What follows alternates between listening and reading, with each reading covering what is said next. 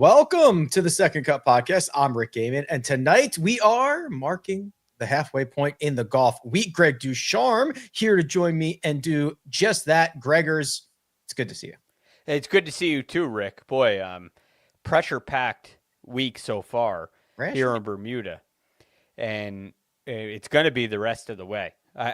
It's like a perfect combination. Guys playing for their card. They basically have to win.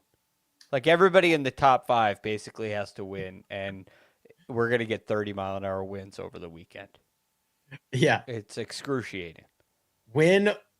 You cannot possibly earn enough points outside of just winning and getting all the exemptions. A tale of 2 days. Yesterday's opening round had the course play on average a stroke over par, and at times during the day it was kind of a lot more than that. How about a stroke under par here on Friday? So while conditions were still difficult, we saw guys getting gusted quite a bit. They were at least able to put together some better rounds on Friday than they did on Thursday. Yes, and look, I don't know exactly what the difference in the wind direction was, but I believe it was a slightly different wind direction, and they also were steady winds. There were the difference between the gusts and the sustained winds was not very high, which I've heard a lot of tour players, and I agree with this from my own game as well. You'd rather play in 20-mile-an-hour sustained winds than 5 at 1 minute and then 20 the next minute. And the variation of wind is what makes it so hard to predict. So I think for the most part, it was pretty steady, although it was blowing 20 miles an hour. It's also fascinating, Rick, because it's a golf course where you feel like you can make a birdie on every hole.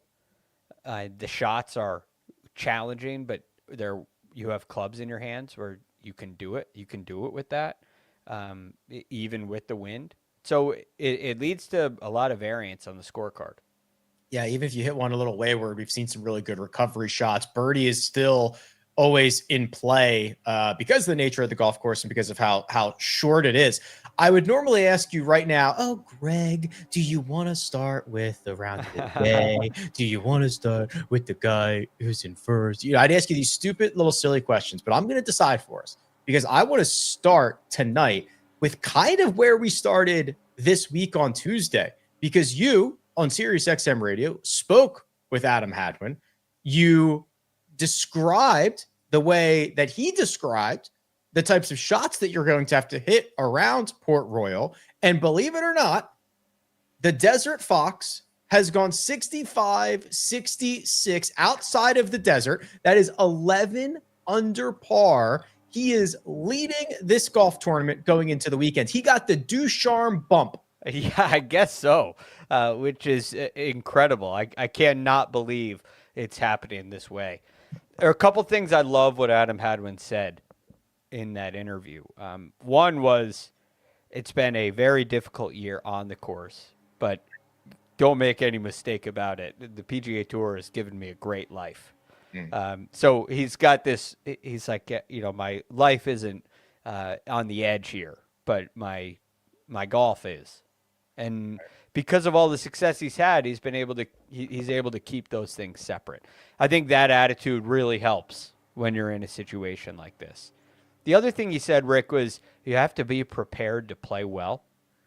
And even when you feel like you've lost it, you're going to find it at some point, and you need to be ready for that. And there have been no signs that play is turning the corner for him.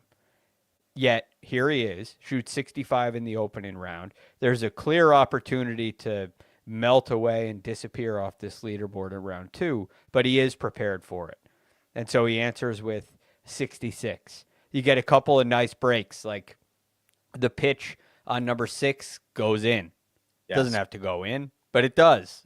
And these are the kind of things that end up putting you on top of the leaderboard. So it's been wonderful golf for Adam Hadwin so far. I am looking at the standings, and I also heard this on the Sirius XM broadcast today. He's 147th in the FedEx Cup standings coming in. I heard. Do you know where Rafa Campos was? I heard this too. I was listening too, Greg. Yeah. Yes, Rafael Campos was also 147th last year entering this tournament. You cannot make it up. Some So good, I'm pulling hard for the Desert Fox this week. numerology, I believe, is what they would call it. Yeah, that's very There's cool. a magic in it. I'll tell you what, I like the PGA Tour radio stuff every week, but it is a godsend this week when there's no shot link and there is no coverage until, very late in the day. They go on air. They went on air at 7 Pacific and the broadcast didn't come on till like 10 or 11 Pacific. So there's like a 4-hour window where they are giving you shot by shot from the grounds. It has been invaluable this week. It was 10 o'clock here Eastern time, and the coverage started at 1. So 3 full hours of where Sirius XM is the only place you can hear it. You could actually listen on the PGA Tour app. That's how I do it, actually. Yeah. Yeah. So that's a nice perk, and they do a great job. But if you look at this leaderboard, I mean, this kind of tells 2 parts of the story. You heard a lot of Adam Hadwin's round, at least the back 9. There's really only one guy on this first page who you would have seen this afternoon, which would be Max McGreevy. And that is, I'm not talking about the coverage in any way here, but what I am talking about is the wave advantage. And the guys that were late early seem to have at least near the top, they seem to have a significant advantage so far. Greg was very generous in his assessment of Adam Hadwin's 2025 season. It has been very bad for a very nice guy. He has he has 2 top 25 finishes this year. One of them was with a partner at the Zurich Classic. It was a T12. And his other top 25 was all the way back in Phoenix. It was a T9 nearly 9 months ago. Now, career start 299. Looking at the rest of the Chase pack, I don't know how comfortable he's going to feel, Greg. I know he said in his post-round interview he might go hit some golf balls and try to get the feel for some stuff, but I'm kind of more confident in Adam Hadwin than a lot of these other guys at the top of the board. Yeah, I mean, certainly by name recognition, right? I mean, Adam Schenk has been close.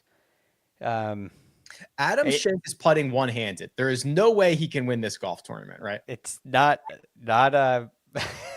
not exactly what you want to have going on in 30-mile-an-hour winds. Yeah, when this gets down the stretch and Adam Schenk has to hit a 9-footer in the 30-mile-an-hour winds with one hand, I don't have a lot of confidence in that. No, it doesn't look great on paper, right?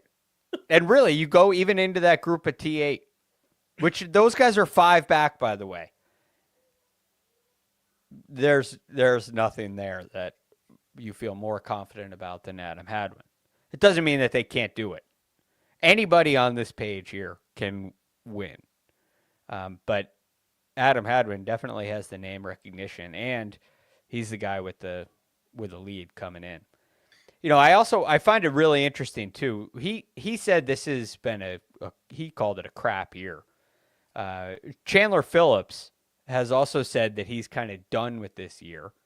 He's going to see, he's not really worried because he either wins or he doesn't. And if he doesn't, he's not going to keep his card. And although a two-way tie for second, it hasn't projected moving to 97th. So there may be another narrow path. But he's like over the year. And I'll go work on things that went wrong this year. So I don't know how confident he is in his game. Perhaps this is just what the wind can bring out in players, Rick. Yeah. And do you think, he also talked a lot about, he said, I wish it would blow like this every week. Chandler Phillips, I'm referring to here, a Texas kid who he likes this, kind of takes his mind off of some of the mechanics and just like lets you be a little bit more creative. I wonder how much of these guys, and obviously Chandler Phillips and Adam Hadwin have had 2 very different careers. Chandler Phillips just getting his started. How much of just like mental trickery they're trying to do to themselves, right? Chandler Phillips trying to say, hey, I'm my year's over. Well, it's easy to say my year's over when you've had a really bad year and you want to flip the script and go to a new year. If he had 3 or 4 wins, he'd be thinking, damn, I'm going to try to keep this year going as long as possible because it's going really well. So I do at least like the mental gymnastics that they're going through to try to put themselves in the best position for the next 36. Oh, look, you're 100. It's fascinating. You're 139th in the FedEx Cup standings. Right, that 132 next to his name, the number of strokes that it's taken him to play 2 rounds is a lower number than his FedEx Cup standings coming in. That's clearly things have not gone very well if you're in that case. Now, perhaps like with the Braden Thornberry, Noah Goodwin, some of these other guys, they may not have gotten the number of starts, and they're just coming out on the PGA Tour. But it's clear that Chandler and Adam Hadwin have not had very good years. McGreevy said he's played very well. He just hasn't quite putting it together. But he's 100th, so he's kind of right on that bubble coming into the week. So it's just so interesting to me. The first guy on this leaderboard, Vince Whaley, who's in a tie for 9th, is the only guy. Well, I guess it's Vince Whaley and Hisatsune are the only 2 guys in the top 14 that came into the week inside the top 100 in the FedEx Cup standings. And they're 86th and 92nd. There are higher ranked players in the field, but all the guys that need to have found their way to the top of the leaderboard through 2 days. Yeah. Here's another interesting little nugget. So you see Doug Gim's name is in red on that leaderboard that we have if you're watching on YouTube right now. That denotes that he has shot the round of the day. So 63, 8 under par. Couple of things with this. He did that making a bogey on the 4th hole. So he made 9 birdies. The other thing is despite moving up 59 spots on the leaderboard, and he is currently in a tie for 9th. His projected rank has fallen. He started 125 and is now projected 126 because, like you said, Greg, all of those guys ahead of him have jumped him. Yes. Right. There's just been a lot of them. The board is full of those guys. 125 is still a significant number. Apparently with the way the conditional status works. So there's a benefit from being 125 to 126. Doug Gim is one of 2 players inside the top 15 that I understand why they're in this position on the leaderboard. Like Doug Gim's been hitting it great all year. He's an elite ball striker. And coming into the week, I could say, all right, I understand. Yeah, I'm going to lean towards the ball strikers, and maybe on the slower greens, they'll get a couple putts to fall. Scores will tend to be a little closer to par. Probably good for a ball striker. But Doug Gim and Zach Blair are the only 2 players in this list that I understand why they're near the top of the leaderboard. Like they're the only 2 guys I had any interest in coming into this week. It's crazy how this works. I feel so wrong about my pre-tournament analysis. There's also a lot of golf left. That's what we say in this house. Every time, Mina's got to pick her one and done pick is, in the top 10. Well, there's a lot of golf left. And there is still a lot of golf left in this house. The other thing, and I wanted to point this out because I also heard this on PGA Tour radio, so I'm sure you heard it as well. The stimp meter for this week. You know what number they're running at? 9.5. 9.5, which is out of necessity. We talk about this sometimes when we get these coastal courses.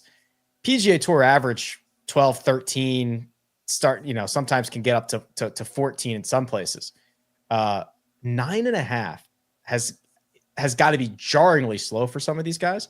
And it's because if they were running any faster, Greg, these balls wouldn't stay on the greens with the wind blowing them around. You need more friction. You need them to be slower.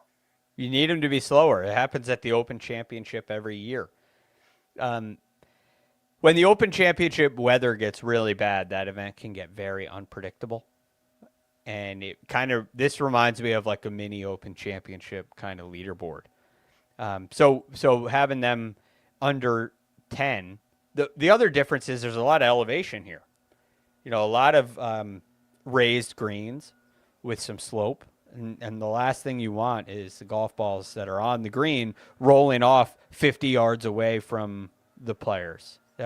This place really could be a nightmare if it was manicured like some of the other PGA Tour venues. So, yeah, you do it out of necessity, and the defense of this golf course is that wind.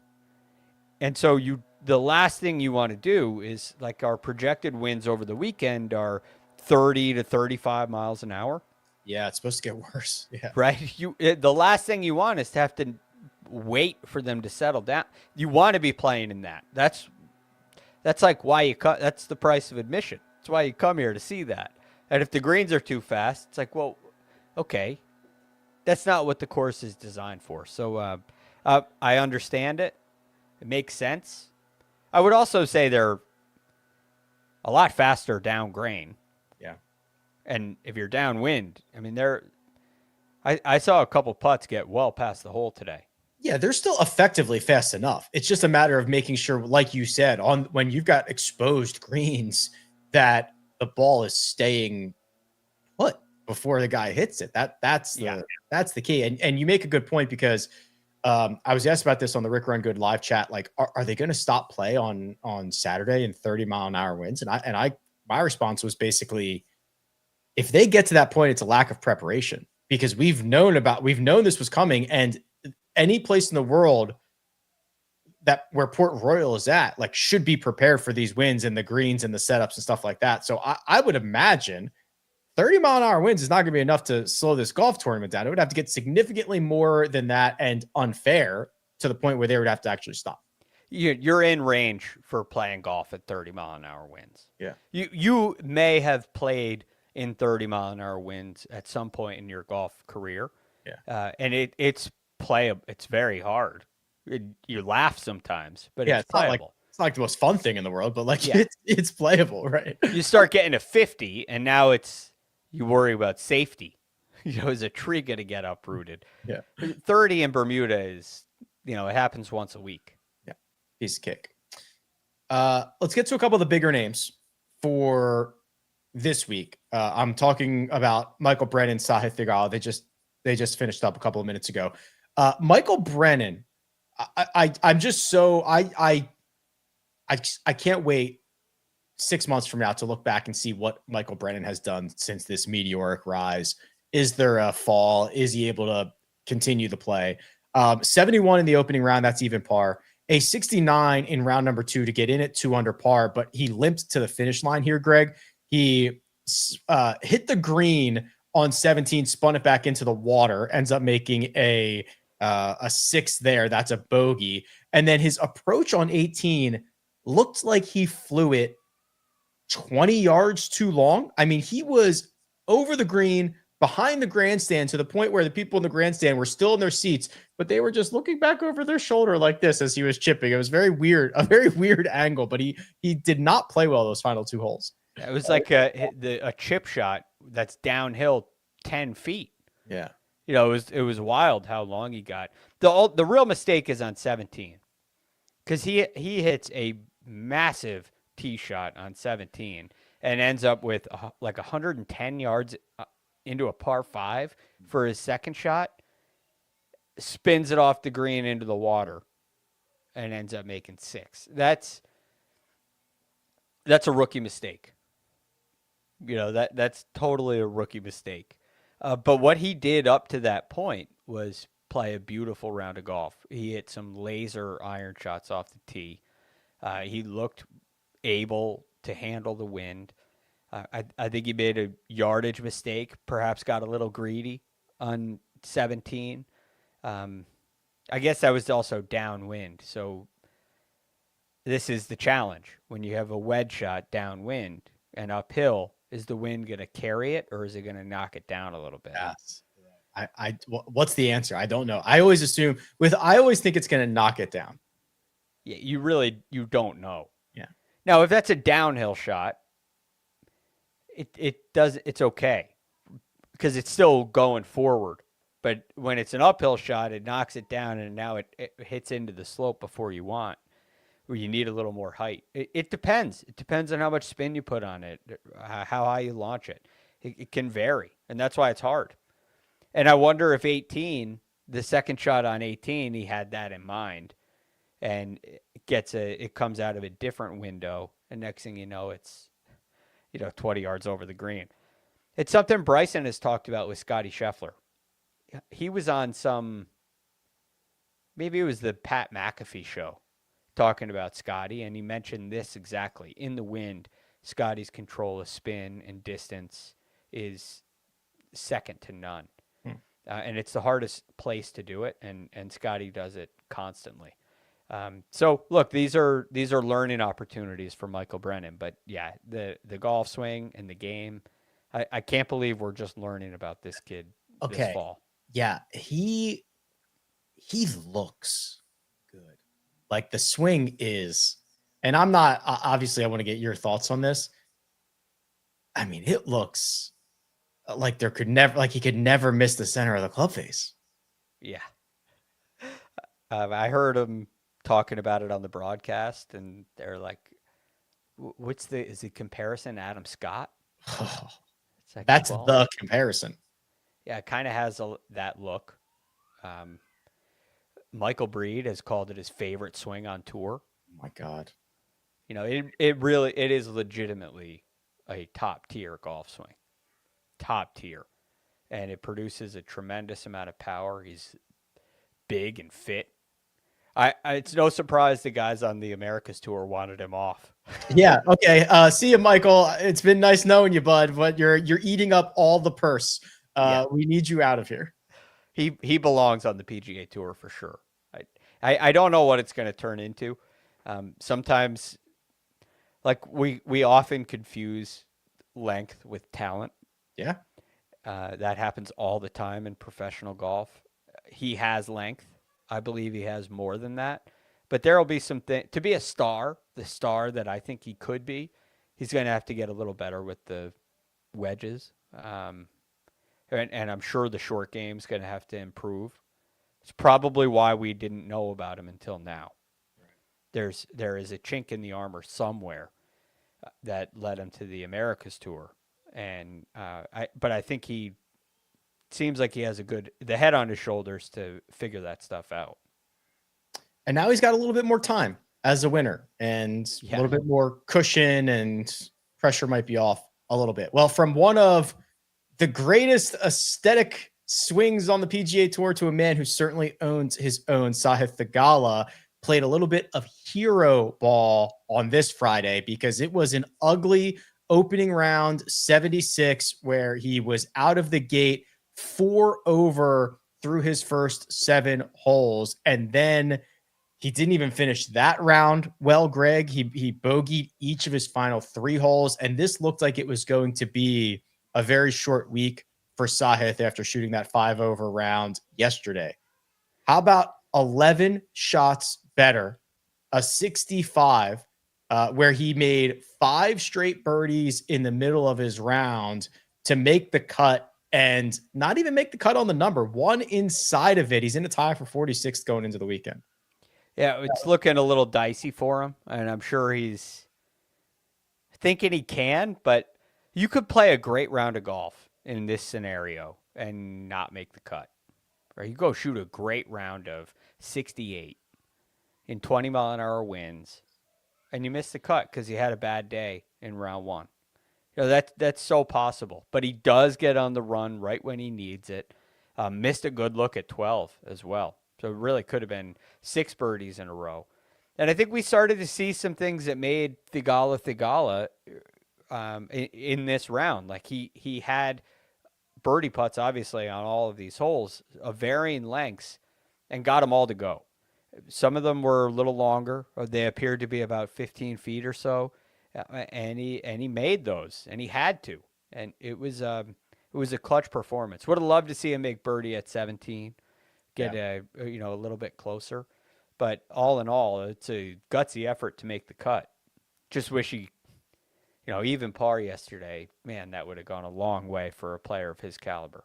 This has been the story of his return. So he has played, what are we at now? 4, 8, 12, 14 rounds. He's played 14 rounds, 3 full tournaments in the 2 rounds that he's played this week. In every start prior to this, he has had 3 rounds where he's gained at least a stroke to the field. So pretty significant rounds, pretty significant positive rounds. 3/4 of those days, and there is 1 round every week. So on Saturday at the Black Desert, he lost 2 strokes to the field. Sunday in Japan, he lost over 4 to the field, and Saturday in Napa, he lost 4 strokes to the field.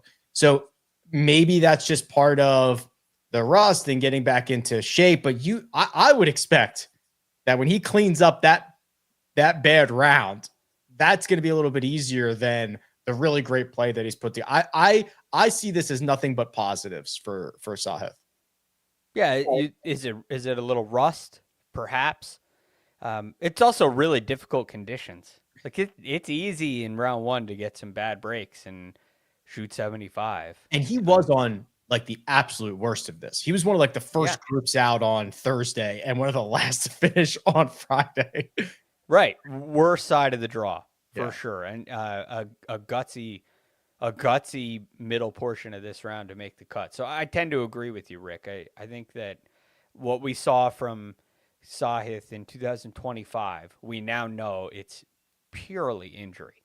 Yeah, and this is just, what does it look like when he comes back? I'm much more on the side of he'll be what we saw 2 years ago. Like contending in a Masters. Maybe we don't get to that level in 2026, but I think we're closer to that than what we saw in 2025, assuming he stays healthy.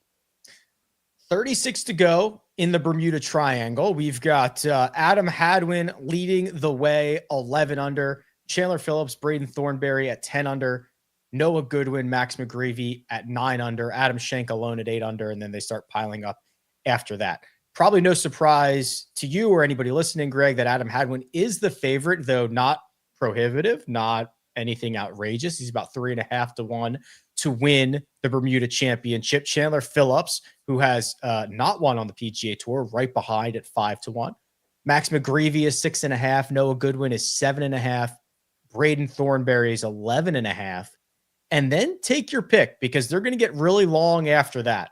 20s and 30s and 40s and 60s. And the bigger names are Sahith at 400 and Michael Brennan at 150. So we talked about it a little bit earlier. My confidence lies in Adam Hadwin. The odds would imply he wins it, I don't know, 20% of the time, something like that. What do you see from this board on Friday night? I like Hadwin over Phillips. So in those two, and over Thornberry, which I think the bookmakers seem to agree that it's kind of Hadwin or Phillips at the top. So I'm with them there in Hadwin. Going down the board, Zach Blair would be the next guy that I like.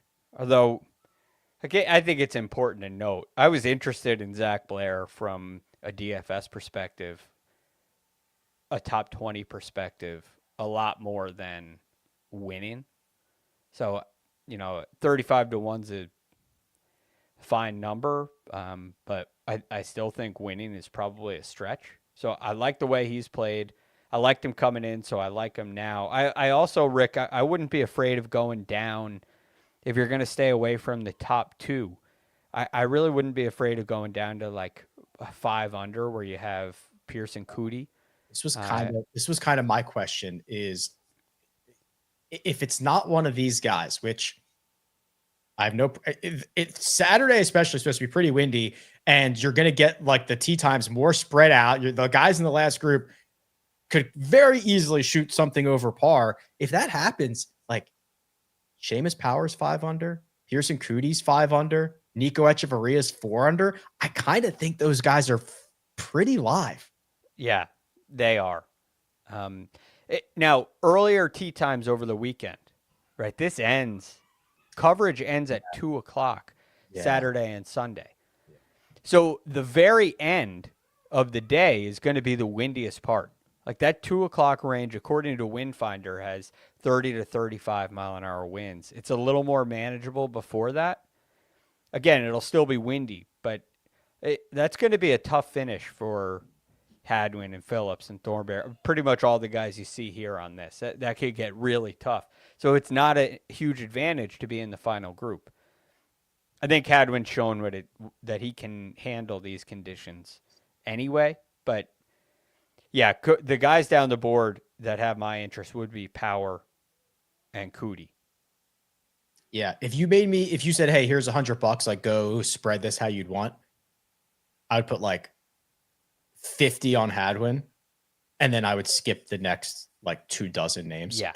and I would sprinkle on I mean, even like Gim is 30, Cootie 35, Power 50, Nico 60. Like I would do that. Would you go down to Thorbjorn Olesen at 3? I would go pretty far. Yeah. I would go pretty far. I think that there are a lot. I think there's a lot of ways this could go sideways at the top. If you're Thorbjorn Olesen, like it's not a stretch for him to go shoot 6 under tomorrow. That would get him to 9. Well, you nailed it. Where like these every single hole you can make a birdie on. Yeah. So you are going to see a 6 or 7 under tomorrow, and you still might see the guys in the last groups shoot even par or shoot 1-0 or something like that. I think there's a huge range of scores out there. Yeah. I mean, it wouldn't be shocking if one of them shot 4 over. You know, I don't think they all will. But those final groups slowing down over the weekend would not be surprising.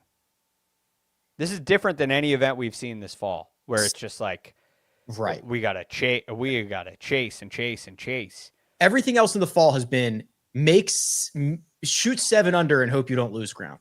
Yeah.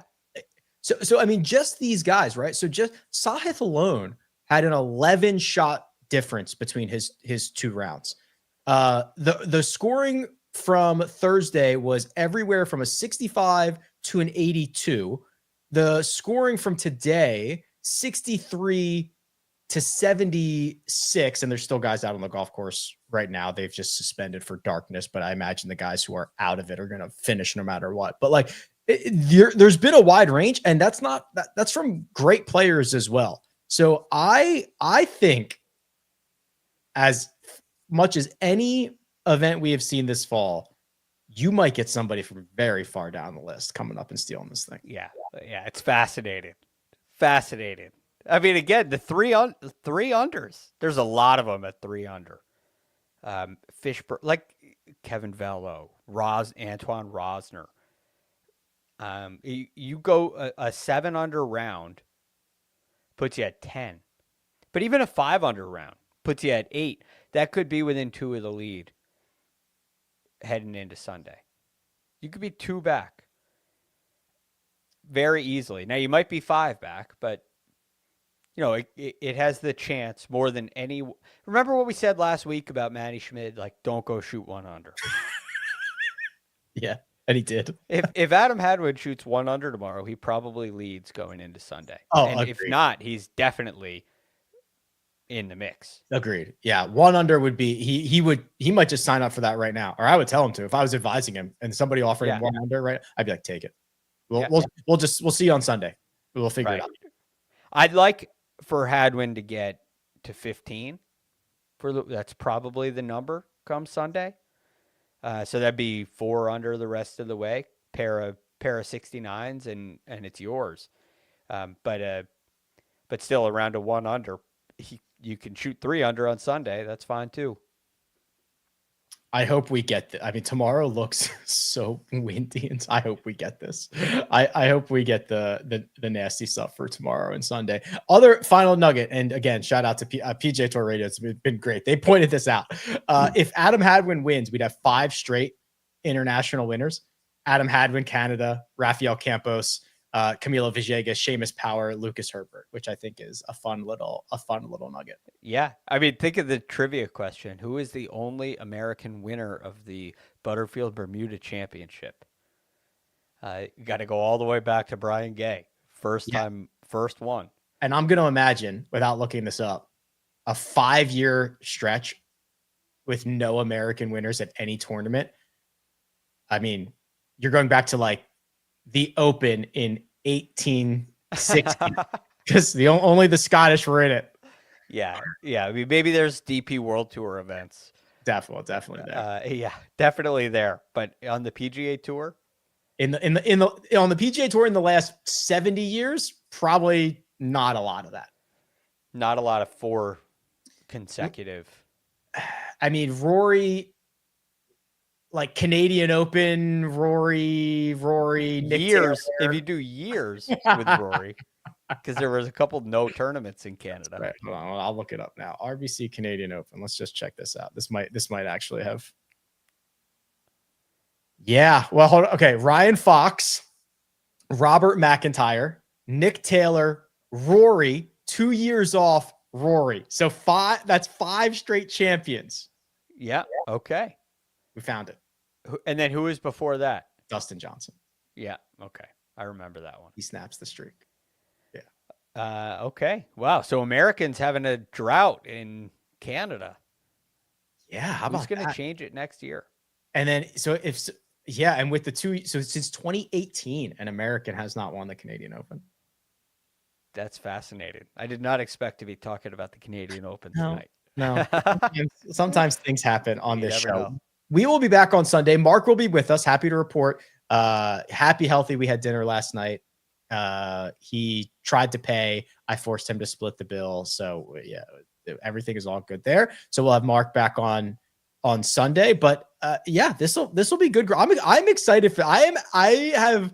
Listen. I like all these events, but this feels like this could get fun on the weekend.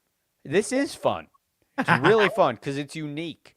Yes. And if you're in this bomb and gouge is bad for golf. This tournament it's exactly what you want because it's a 6,800 yard golf course. The shots are hard. Every shot they face is hard, whether it's with a wedge or a 4-iron. You got to hit. You got to move the ball around. You got to keep it low. There's no stock shots out here, and that is and everything is on the line for these guys. Yeah. So it's really compelling, more so than any other event in the fall, I find. That's Greg DuCharme. I'm Rick Gehman. We'll see you Sunday.